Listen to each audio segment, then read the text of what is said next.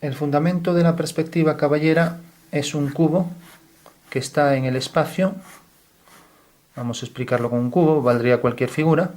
Y lo que hago es transformar este cubo en una proyección oblicua y mediante paralelas. ¿Qué quiere decir esto? Pues quiere decir que, por ejemplo, lo voy a proyectar aquí abajo, hago un desplazamiento.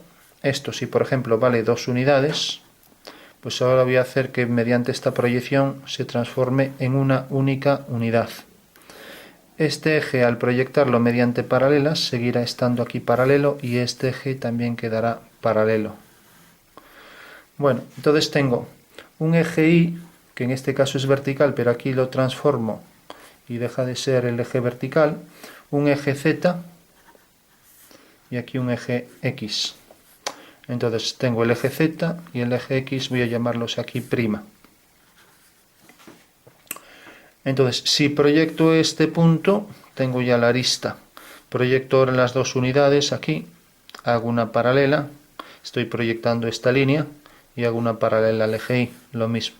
Hago una paralela y hago una paralela, igual que esta sale según esta dirección, o el eje, pues lógicamente esta saldrá en la misma dirección.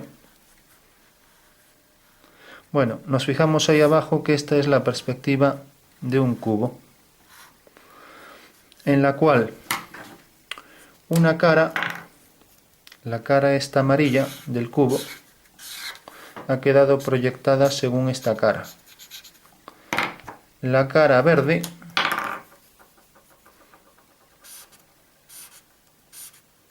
ha quedado proyectada según esta cara. Y por último la cara superior, esta cara naranja, se transforma en esta.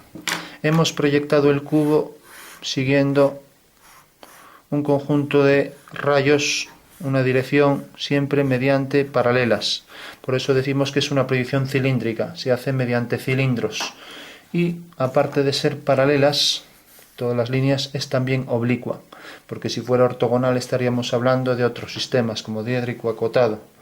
Entonces el hecho de que sea oblicua siempre va a hacer que las caras aparezcan oblicuas. Entonces la perspectiva de este cubo tendríamos la cara amarilla, la cara verde y la cara rayada naranja.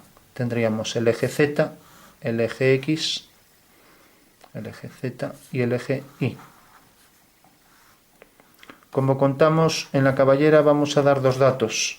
La reducción que se produce aquí, que la vemos aquí, el segmento en la realidad vale 2, pero aquí hemos puesto 1, porque al proyectarlo sobre el suelo se transforma en 1, el 2 en 1. Entonces la reducción sobre el eje Y, decimos que se ha reducido a la mitad, la arista. Esto vale 2 y esto vale 1. Y luego otro de los datos que damos es qué ángulo forma el eje Y respecto a X. Empezamos a contar por aquí y llega hasta aquí. Eso quiere decir que hemos cogido, pues esto sería 45, 90, 180 y aquí hasta llegar, por ejemplo, a 300 grados, o sea, más o menos 360 o 360, por ejemplo, menos 40 o 320 grados podría ser. Entonces, el ángulo X o Y es de 320 grados. Lo expresamos así. Las caras, como vimos, esta es la amarilla, esta es la verde y esta es la rayada. Conviene entender en el espacio, porque si nos preguntan, ¿y una esfera en caballera qué va a salir de contorno? ¿Va a salir una circunferencia o va a salir una elipse? Como es una proyección oblicua de la esfera, deberá salir siempre una forma elíptica de contorno de la esfera. Por eso conviene entender en el espacio qué es lo que estamos haciendo, que es una proyección oblicua y mediante paralelas. O sea que ahí el paralelismo se va a mantener. O sea que si la figura tiene aristas paralelas, se proyectan también paralelas, porque es una sonometría, utiliza los ejes paralelos siempre a los ejes. Esa es otra de las cuestiones que hay que entender. Entonces, conviene entender en el espacio la relación que existe entre esto y la perspectiva. Hay que entender también que en este caso el eje Y pues se giró de esta forma. Podría proyectarlo en otra dirección, podría proyectarlo hacia allá. Y entonces veríamos estas otras caras. Bueno, entonces si lo hacemos directamente en el plano, ya no es necesario representarlo en el espacio, podría decir que por encima de 180 grados estamos viendo como aquí el cubo desde abajo, mientras que si lo hago, por ejemplo, de esta forma, tengo los dos ejes y proyecto aquí este eje y ahora coloco el cubo aquí. La cara que veo superior será esta. Ahora la cara superior es la amarilla, estoy viéndolo desde arriba, por tanto, y el ángulo que forma X e Y es de 135, 90 más 45 grados. Por tanto, siempre que sea menor de 180 grados lo voy a ver desde arriba.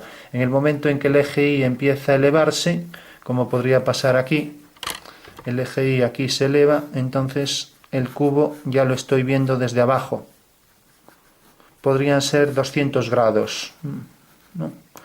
O sea, esta cara estaría vista desde abajo, ¿no?